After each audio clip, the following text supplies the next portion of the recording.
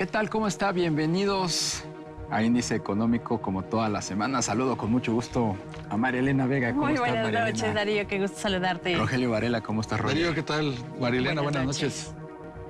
El cine ha recuperado la estadía de antes de la pandemia. De esto vamos a platicar esta noche. Quédese con nosotros, por favor. El presidente de Estados Unidos, Joe Biden, abogará por una reforma al Banco Mundial y al Fondo Monetario Internacional durante la cumbre del G20 que se celebrará en el mes de septiembre en la India. El gobierno de Estados Unidos solicitó por primera vez un panel laboral bajo las reglas del TEMEC por estar en desacuerdo con el gobierno de México sobre la denuncia en torno a la mina San Martín de Grupo México, ubicada en Zacatecas. Economistas consultados por Citibanamex mantuvieron su expectativa de que la tasa de interés del Banco de México terminará el año en 11%. Los especialistas observan la inflación al cierre del 2023 en un nivel de 4.67% y un crecimiento del PIB en 2.9%. Al cierre del mes de julio, el rendimiento histórico de las administradoras de fondos para el retiro, las Afores, fue de 4.73%, de acuerdo a datos de la Comisión Nacional de Sistema de Ahorro para el Retiro. Con este dato, el rendimiento de las Afores suma 28 meses por debajo de la inflación. La industria del cine y, por supuesto, la actividad en salas de exhibición mejora en este 2023. Vea lo que le preparamos. De acuerdo con la Cámara Nacional de la Industria Cinematográfica, México pasó del sexto al cuarto lugar como la nación con más boletos vendidos, detrás de la India, China y Estados Unidos. Dicha tendencia al alza se dejó ver desde finales del año pasado y ha continuado este 2023. A pesar de que la industria del cine nacional sigue sin recuperarse del todo, pues aún falta para alcanzar los números del 2019, las cifras del primer cuatrimestre muestran avances significativos, ya que la asistencia a las salas en el país incrementó 66% comparado con el mismo periodo del 2022, y se esperan mejores registros después de los estrenos del verano. Por otra parte, exhibidores y distribuidores de cine afirman que los hábitos de consumo han cambiado. Antes, la gente llegaba a los cines y compraba boletos de acuerdo a lo disponible.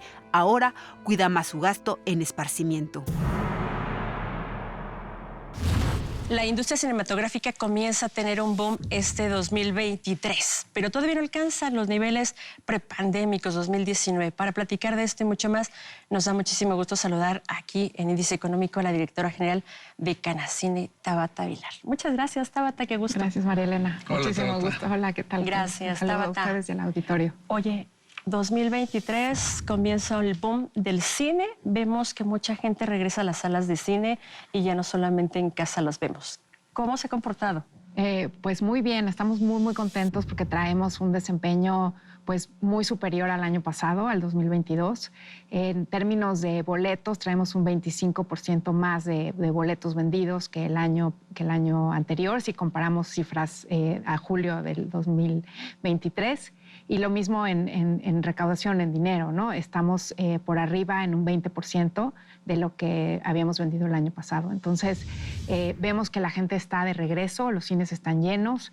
Tenemos ya pues una de las pelis más taquilleras en la historia, que pues es un producto de videojuego que se convirtió en película y que pues hizo más de 1.500 millones de pesos en taquilla, lo cual pues la sitúa entre las primeras 4 películas con más taquilla en la historia.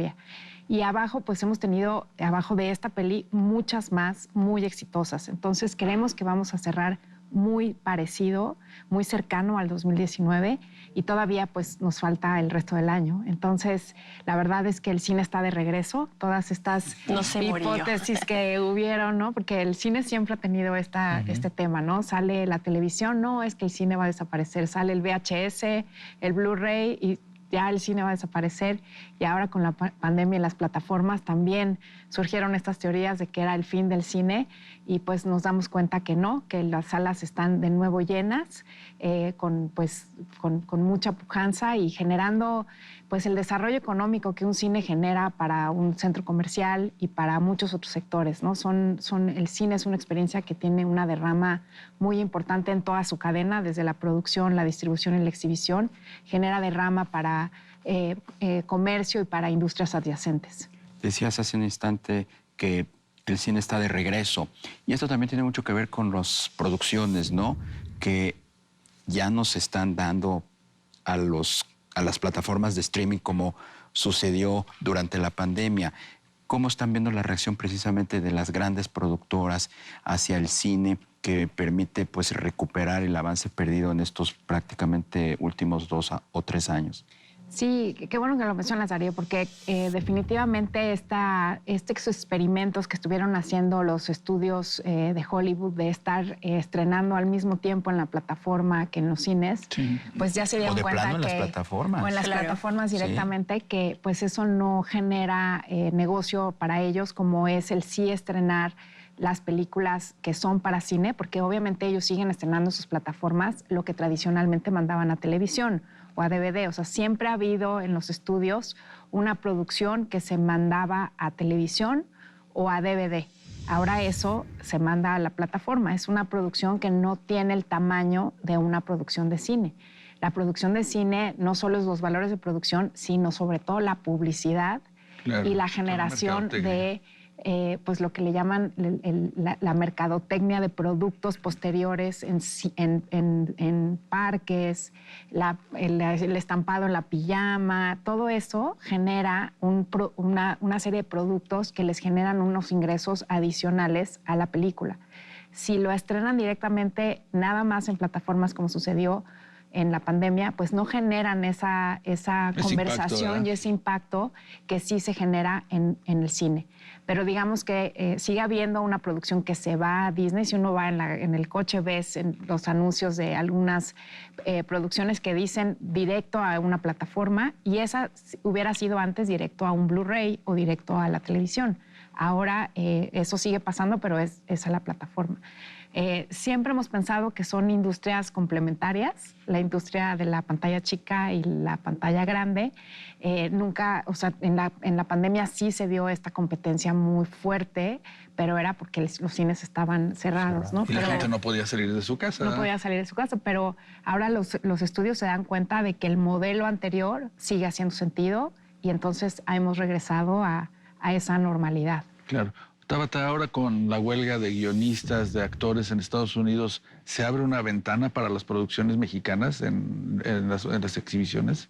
Sin duda, el cine mexicano sí no se ha recuperado. Eso nos tiene, la verdad, bien preocupados y tristes, ¿no? Porque están en un 3% del market share de cuando estábamos en el 10%. El gran drama que tiene el cine mexicano es la cadena de en medio, o sea, digo, el eslabón de en medio, que es la distribución. La distribución es muy, muy cara, a veces no se logra recuperar. Y si la gente no sabe que las películas están ahí, pues es difícil que las vayan a ver, ¿no? Entonces, pues de pronto al cine mexicano le resulta mejor entonces irse directo a la plataforma, porque no arriesga grandes cantidades en hacer estas grandes campañas de publicidad que requiere el cine. Entonces, pues estamos justo en esta conversación de a ver qué hacemos para que el cine mexicano recupere. Sin duda, el tema de la huelga puede ayudar definitivamente a la producción nacional. Sin embargo, las otras dos partes de la cadena, la exhibición y la distribución, pues sí pueden verse afectadas porque, pues, por más que México le eche ganas a sus películas, pues jamás va a llegar a los números que logran estas grandes producciones americanas. ¿Qué se necesitaría para que verdaderamente se potencialice el cine mexicano, donde vemos a lo mejor algunas proyecciones muy buenas? Definitivamente el tema de la inversión en la distribución y también pues ver más a las audiencias. En Estados Unidos casi todo lo que se produce pasa antes por estudios de opinión, muchos estudios de opinión, por unos desarrollos. ¿Pero es responsabilidad de la industria? ¿Es una mezcla entre gobierno, algunas autoridades y la industria cinematográfica? ¿De quién está? Pues creemos que en gran medida es de la industria. Bueno, nosotros creemos que así debe ser, como una iniciativa privada. Sin embargo, no están los recursos del tamaño que tiene la industria americana para invertirle a desarrollo. El desarrollo a veces en una peli americana se pueden tardar 5 o 6 años en lo que desarrollan la idea, hacen lo que le llaman los focus groups o los estudios de opinión, hacen varios tratamientos de guión, hacen una inversión muy importante antes de empezar a filmar. ya no se diga filmando y ya no se diga haciendo publicidad. Y en México, pues al ser los presupuestos mucho más pequeños, pues no podemos lograr ese cuidado y esas calidades porque los presupuestos son mucho más pequeños. Y sí, el Estado invierte, tenemos el Eficine, que es un estímulo fiscal que invierte 650 millones de pesos al año en hacer películas, pero su vocación es mucho más cultural. O sea, busca darle voz a los pueblos indígenas, busca más dar voz a los documentales, entonces no tiene esta visión tan industrial. En algún momento la tuvo, hacían una división como más invertir en lo comercial, pero también en lo cultural, también en los documentales, pero la verdad es que a últimas fechas se le ha dado mucha prioridad a lo cultural, que se va directo a plataformas y que no se ve en los cines, ¿no? Entonces, se hizo un cambio en las reglas de operación, porque antes tenían que estrenar forzosamente en los cines las películas. Con la pandemia se hizo un cambio en las reglas de operación y ahora ya pueden estrenar en plataformas, y eso también hace que pues, el cine mexicano no llegue al cine, porque ya puede estrenar en plataformas el cine financiado por el Estado. No sabemos si eso vaya a cambiar, pero bueno, eso explica en gran medida que no tengamos tanto cine mexicano como antes, ¿no? Porque... ¿Qué es lo que busca el espectador general y particularmente el mexicano? Porque hemos visto que en los últimos años, pues todas las películas de entretenimiento, de superhéroes y de heroínas son las que se llevan las taquillas. Incluso también historias de personajes de la vida real llaman mucho la atención. ¿Qué es lo que está buscando el espectador? Bueno, pues creo que es la pregunta de los 500,000 y sobre todo para los productores mexicanos, porque no tienen los presupuestos para hacer una película de superhéroes, ¿no? Yo lo pregunto en general. En general, pues sí, no tanto el mexicano. Definitivamente queda claro, si uno analiza las películas más taquilleras en la historia, pues sí es entretenimiento. Sí es entretenimiento, y también hay un tema de verte reflejado en la pantalla, que es muy importante en términos de conversaciones universales como seres humanos. Se ha visto esto que le llaman el viaje del héroe o las curvas dramáticas de los personajes, ¿no?